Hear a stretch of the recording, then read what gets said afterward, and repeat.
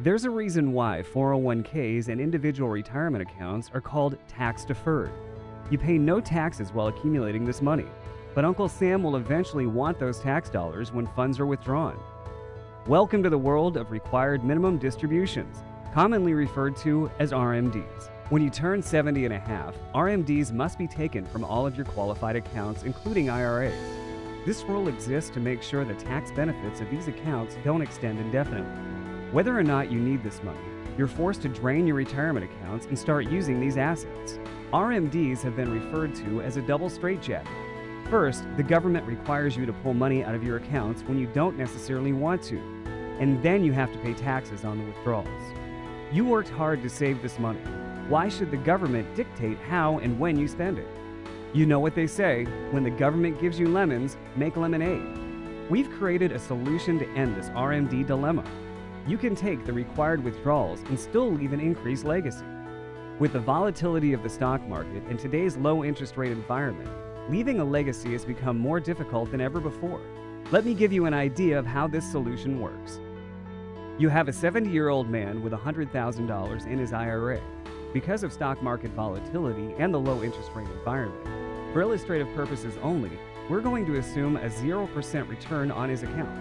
As we discussed, at age 70 and a half, he will need to withdraw 3.65%, which is $3,650. Each year thereafter, the RMD percentage will increase. Do you see where I'm going with this? Unless you're earning in excess of the withdrawal amount, this asset is in a death spiral.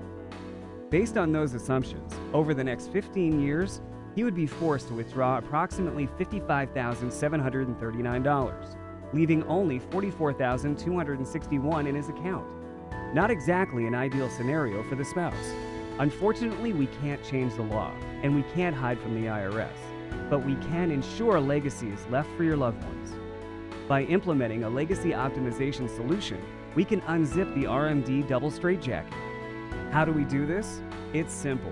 By utilizing a unique guaranteed minimum death benefit rider, you can take RMDs and still leave an increased legacy. Here's an example of how this works. Using our previous scenario, we have a 70-year-old man with $100,000 in his IRA. Only this time we're going to use our optimization solution.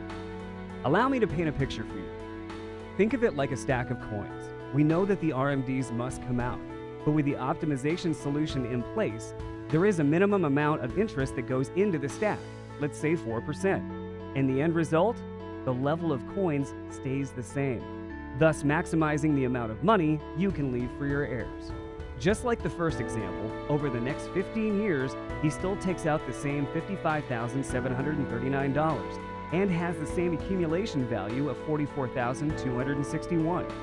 However, because he utilized our optimization solution, he now has a death benefit of $101,714 to leave to his spouse or heirs. Let us show you how you can avoid the double straitjacket of RMDs and leave an increased legacy for your loved ones. Call today for more information.